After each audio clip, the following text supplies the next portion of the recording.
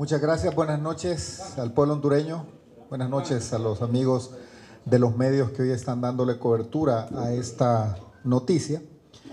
Primero quiero comenzar que anda circulando un borrador del documento al cual vamos a hacer referencia y quiero decirles que no es correcto.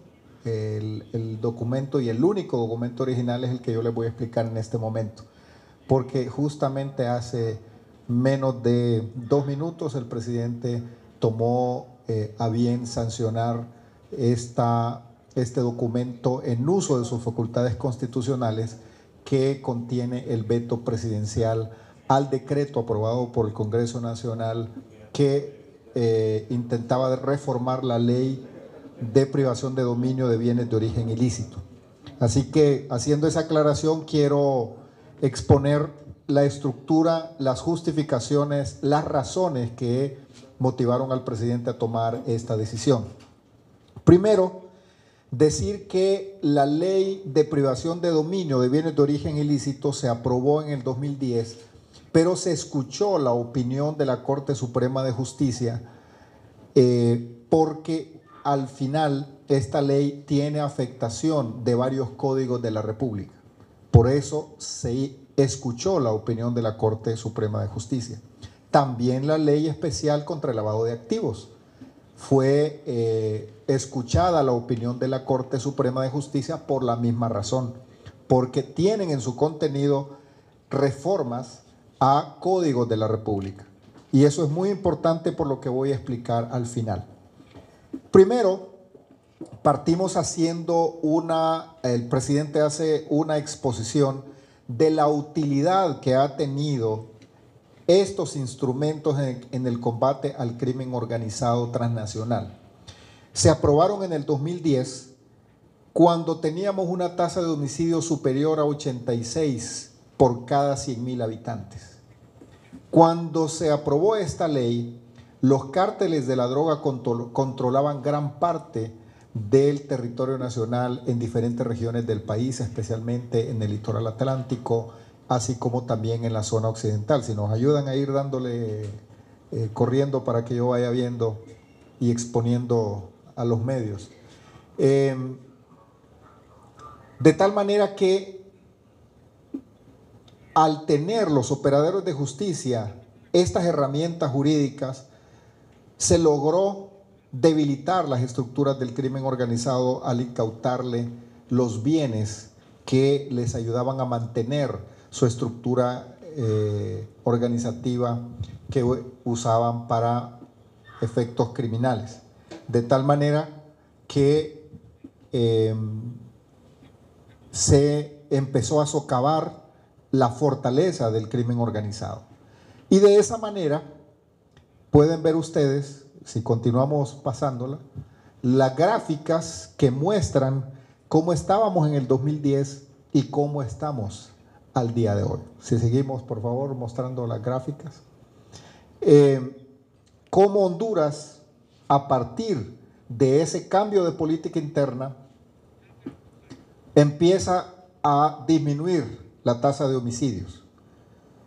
Esta ley de privación de dominio, ahí tienen ustedes un gráfico, justamente coincide con la aplicación, la aprobación de esta ley, y tenemos hasta el 2000, los datos hasta el 2017, cómo se va mostrando el descenso de la criminalidad.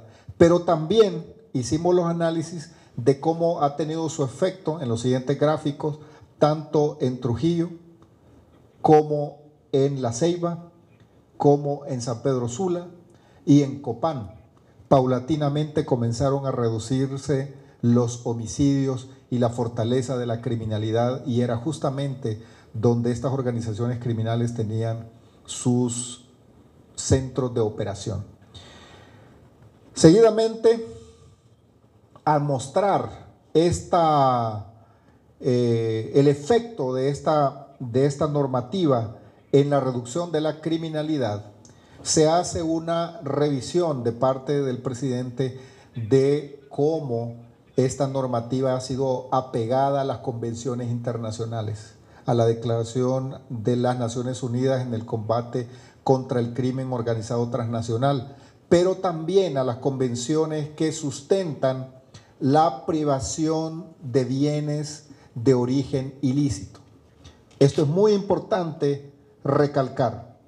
La privación de bienes de origen ilícito no es una institución inventada en el derecho nacional. Son convenciones que se han elaborado por acuerdo de diversos países en la lucha contra el crimen organizado transnacional y el terrorismo. Y Honduras toma de esas convenciones internacionales que fueron aprobadas, que fueron suscritas y aprobadas por el mismo Congreso Nacional. Y ustedes saben que una convención internacional se convierte en derecho interno cuando ya es aprobada por el Congreso Nacional y es ratificada por el Estado de Honduras. Las convenciones internacionales no son simples declaraciones, son de obligatorio cumplimiento, que la Constitución de la República les otorga un rango superior a las leyes. De tal manera que la ley de privación de dominio de bienes de origen ilícito está en consonancia con las convenciones internacionales. En el 2013 hubo una acción de inconstitucionalidad contra la ley de privación de bienes de origen ilícito y se atacaron prácticamente todos los artículos que fueron analizados y propuesta su reforma por el Congreso Nacional en el decreto que aprobaron recientemente.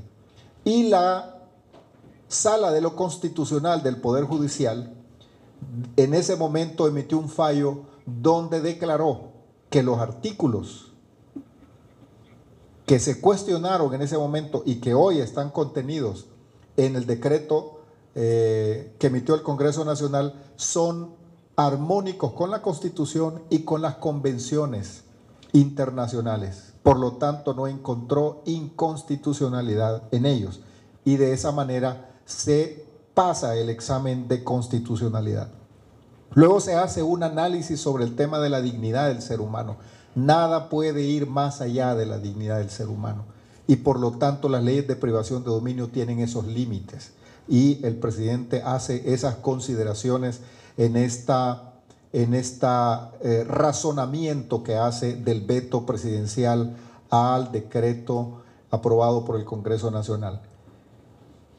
La Constitución de la República establece que el presidente debe exponer las razones por las cuales emite un veto y justamente por eso hace un razonamiento sobre la congruencia de la privación de dominio con el respeto a la dignidad del ser humano. Se hace también alusión a una serie de análisis, tanto de doctrina como de sentencias de otros países en el tema de privación de dominio. Queremos resaltar que en la lucha contra el crimen organizado no está solo Honduras, es parte de una comunidad internacional que cada día va afinando las herramientas. El flagelo de la violencia que hemos vivido en el país ha sido en gran medida provocada por el crimen organizado transnacional, que mueve miles de millones de dólares, especialmente el tráfico de drogas para el caso de Honduras y de la región centroamericana. Por lo tanto, esta norma es esencial para combatir el crimen organizado. Ustedes saben que ha sido una política pública en materia de seguridad que el presidente Hernández ahí ha impulsado y que ha servido justamente para cumplir sus promesas al pueblo hondureño de devolver la paz y la tranquilidad, lo cual vamos logrando de manera paulatina. Lo vimos en esta reciente pasada Semana Santa, donde más de 3.5 millones de personas se movilizaron por el país porque hay mejores condiciones, cosa que no sucedía en el 2010, en el 2008, en el 2012, porque las condiciones de seguridad eran precarias.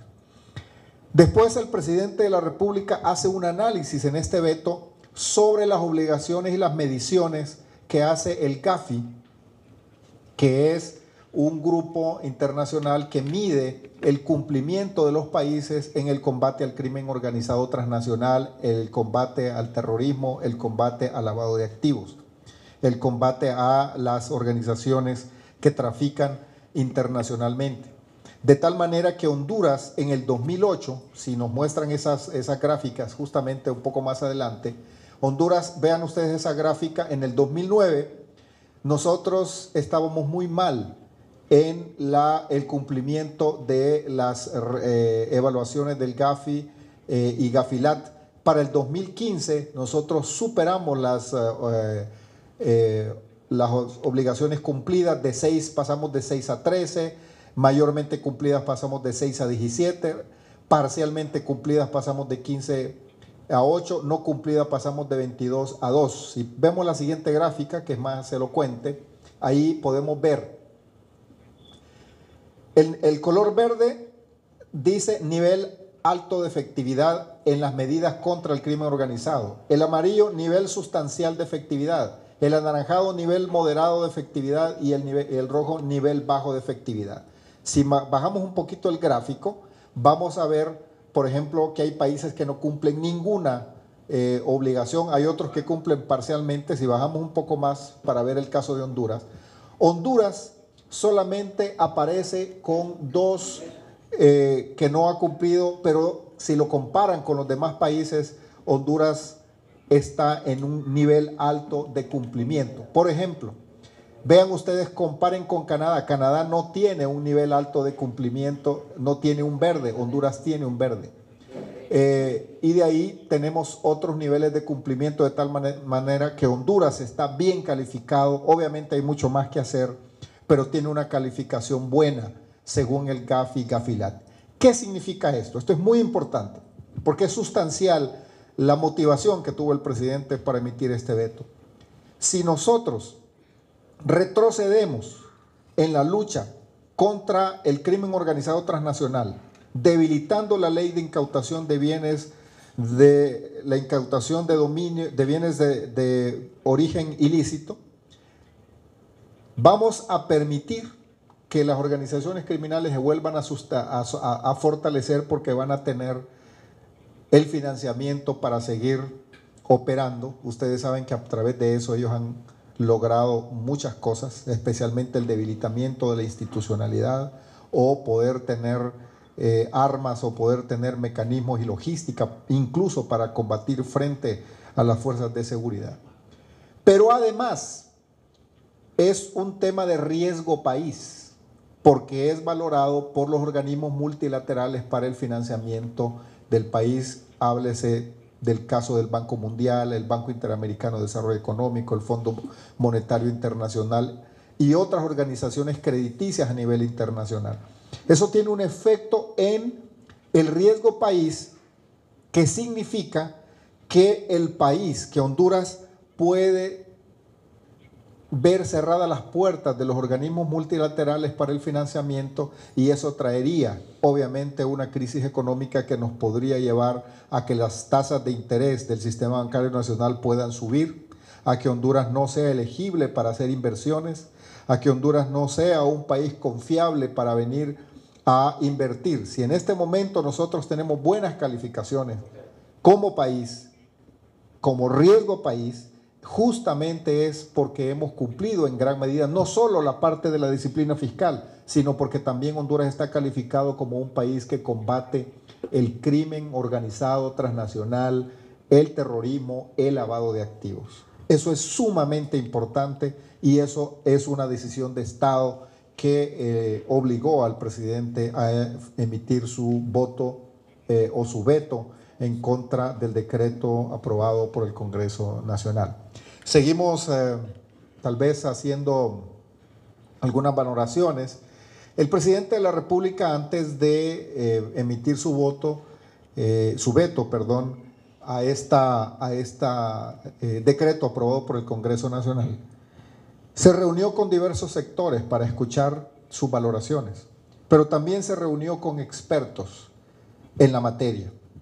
Y en ambos casos, los expertos, como los diferentes grupos, reconocieron que en algunos casos concretos la aplicación de la ley de privación del dominio de bienes de origen ilícito ha sido aplicada excesivamente. Es decir, que no ha habido proporcionalidad, que no ha habido razonabilidad, no ha habido racionalidad en la aplicación. Y eso ha llevado a que un sector de la población mire la ley como una ley injusta. Repito, algunos sectores con los cuales el presidente se reunió expresaron que, con ejemplos concretos, que en algunos casos se pidió medidas para cautelares, para incautación de bienes excesivos, es decir, más allá de lo necesario. Al hacer eso así, y también que un juez dictó esa medida o cedió esa medida, ha generado que un sector de la población considere que hay excesos y que responsabilice a la ley. Pero el presidente explica en el veto que el problema no está en la ley, que muy probablemente lo que hay que hacer es corregir o hacer ajustes en la aplicación de la ley de privación de dominio de bienes de origen ilícito, como la ley especial de lavado de activos. Por lo que propone que una comisión interinstitucional en materia penal haga una revisión técnica, pero que también se reúna con sectores de la sociedad civil, especialmente del sector justicia, para que hagan una valoración objetiva y la ley de privación de dominio pueda adecuarse a las mejores prácticas internacionales o puedan emitirse normativas que puedan regular los excesos que pudiesen haberse cometido o que se estén cometiendo en este momento. De tal manera que hay un reconocimiento que hay que hacer muchas mejoras en la aplicación de la ley. Así que ese es un tema que también el presidente lo expone en este veto.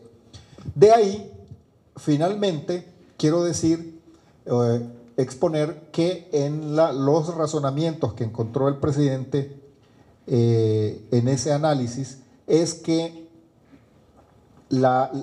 el decreto 38-2018 emitido por el Congreso Nacional también reforma tácitamente el Código Procesal Civil, el Código Procesal Penal, el Código de Comercio, el Código del Notariado, y la Constitución de la República manda que cuando el Congreso Nacional va a hacer una reforma de códigos de la República, debe oír previamente la opinión de la Corte Suprema de Justicia, y en este caso el Congreso Nacional no pidió la opinión de la Corte Suprema de Justicia y emitió estas reformas modificando tácitamente estos códigos, por lo cual encontró o se encuentra que ahí hay un vicio de inconstitucionalidad del decreto 38-2018.